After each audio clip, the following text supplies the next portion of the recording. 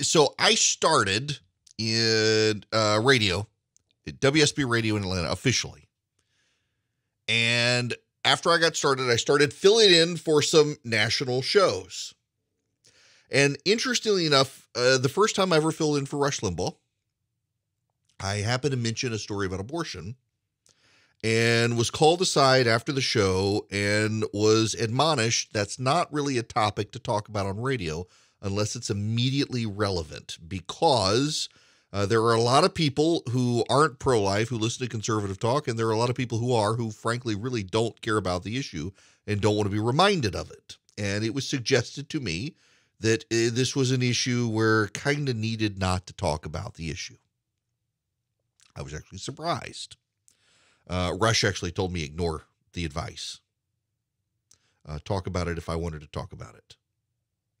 But it is a topic, even among conservative radio, that a lot of people on conservative radio, they don't actually talk about it.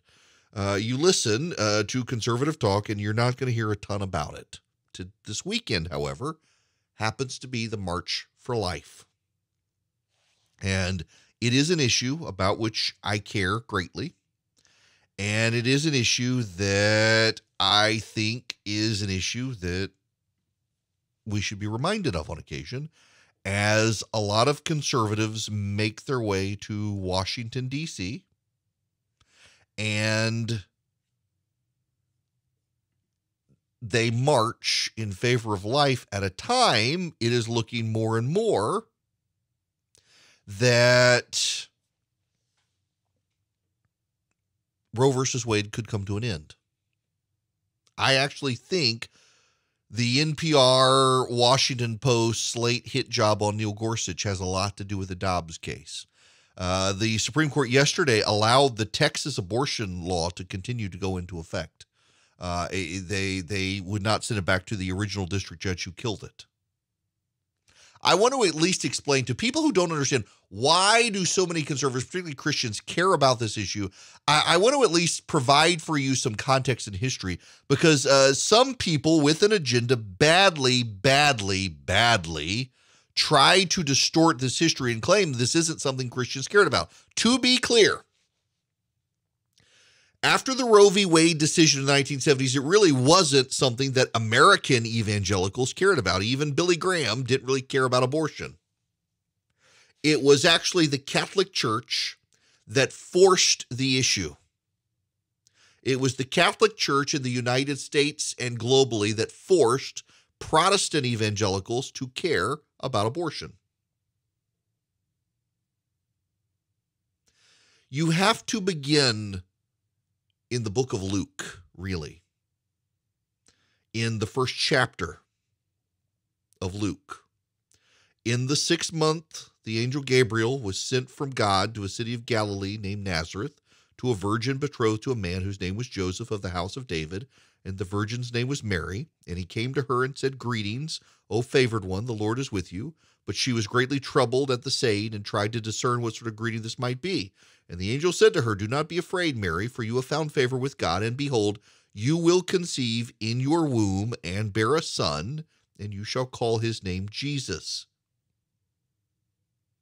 You will conceive. The Holy Spirit will come upon you, and the power of the Most High will overshadow you." In other words, Mary would conceive, and at that moment, there would be life. There would be life. And that, in fact, is the basis for the Christian belief that the soul indwells the fetus at the moment of conception. There are arguments on when life begins, but those arguments are political arguments. They're not scientific arguments. Scientifically, at conception, life begins. You may think it's non-viable life. You may think it's life outside of the human form we know, but it is inarguably life. And according to Scripture, it is at that moment that the indwelling of the Spirit, the indwelling of the soul begins. So fast forward just 100 years. Do you know where the word abortion comes from? It's actually derived from Latin, Aborior. Aborior means to pass away, to disappear, to be lost. Do you know what it's slang for? Do you know what it's slang for? The trash heap. Do you know why the Latin Roman Empire used aborior as a slang for the trash heap? Because do you know how abortions happened in the Roman Empire? The woman would give birth to the child and then carry it to the trash heap, the aborior, where the child was aborted, cast away, lost, made to disappear in the trash heap. That's where the word comes from. I'm not making that up. A lot of people like to revise that. And you know one of the distinctions of the early Christian community? The early Christian community, we're talking 100 years from the death of Christ. They, the Christians, the early Christians, would walk to the trash heaps and to the caves and caverns and catacombs where the infants were deposited to die, to be aborted. And they, the early Christians, would take those children home.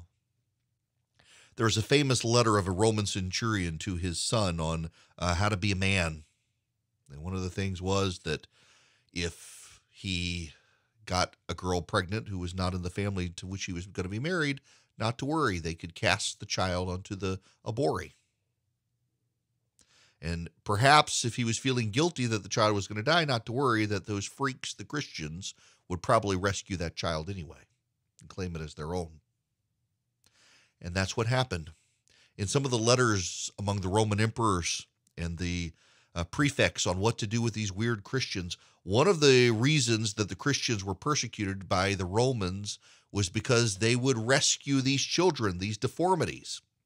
You see, the rule in the early Rome, before even the Roman Empire, back at the time of the Roman kings, see, before the Republic, there were kings of Rome. And one of the early edicts was that a child could not be killed before 3 years of age. Think about that. A child could be killed if they were older than 3, but if they were younger than 3, they couldn't be killed unless they were deformed. And then you could kill the child, and if you couldn't bring it to kill the child, leave the child at the abori, at the trash heap. Over time, deformity was twisted in word choice. And deformity also meant unwanted. So an unwanted child was a deformed child, and Roman law said deformed children could be killed or cast away on the trash heap, and so the Romans would begin casting away unwanted children, claiming they were deformed because they were unwanted. And the Christians would collect the children. And the Christians, as a result, began to be persecuted. Now, some make an economic argument on the Christians here that the reason they brought out the kids and raised them as their own is they needed expanded families due to Roman persecution. So many Christians would die, that they needed new blood, and so they would grab these babies and raise them as children within the church, and it would expand the church. And so as they died from persecution, it's not really the case. The reason they did this was out of charity. And out of charity from the idea of the Gospel of Luke that the Spirit indwelled on Christ at the moment of conception. If you could abort Christ, you could abort him filled with the Spirit of God. Abortion was therefore wrong. Abortion, therefore, as a matter of charity, meant these children had to be rescued. And thus the church, the Christian church, since its conception, has believed that life begins at conception. And since the very early church, immediately after the death of the apostles, was already out in the trash heaps collecting the children meant to be aborted.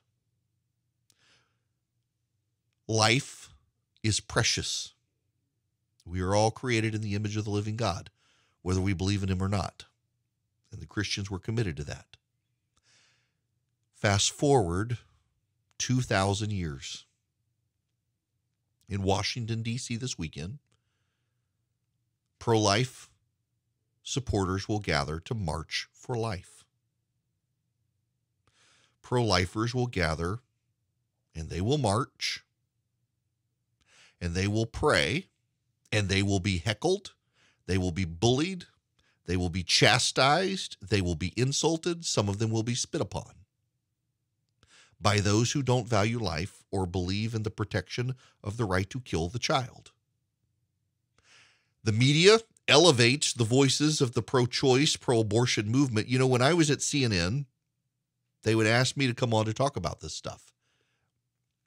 I had a policy where I would give them a list of names of a variety of pro-life women.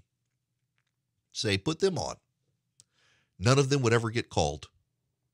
The media shapes the abortion debate, oftentimes subconsciously. You will see a man on who is pro-life debating a woman who is pro-choice. And the woman will claim the man wants to control her body. The pro-life movement, overwhelmingly in Washington, has women in charge. Overwhelmingly, women are in charge.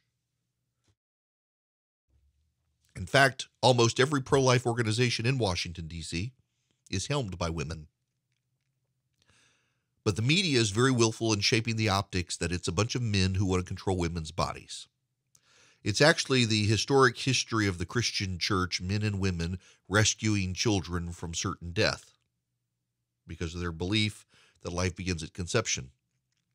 And it is the Catholic Church in this country that prodded the evangelical community to get involved in this issue at a time the evangelical community really didn't care. And since then, what has happened? A majority of Americans consider themselves pro-life. A majority of Americans may not support a complete ban on abortion, but overwhelmingly support massive restrictions on abortion, particularly after 15 weeks. And this year could see the end of Roe v. Wade. Now, the end of Roe v. Wade really doesn't mean much because no state really has strict abortion laws, as strict as some would have you believe. Some have, fetal heartbeat bans after 7 weeks and stuff like that. And they were all passed by a bunch of Republicans who knew the courts would dismiss them and the law. It made it easy for them to vote for stuff because a lot of Republicans are not as pro-life as they claim. But a lot of progressive states already support abortion rights and will continue to support abortion rights. And should Roe v. Wade be reversed by the Dobbs case out of California, those states will continue to have abortion. In fact, California politicians have suggested they will start a fund for women in other states who want abortions. They'll pay your airfare and hotel and fly you over so you can kill your kid. And we shouldn't dance around the euphemism. Abortion is killing a child, typically by cracking open their head and vacuuming out their brain and then ripping them piece to piece, scraping them out of their mother's womb. That's what an abortion is. I mean, I like that description, but that's the truth of it.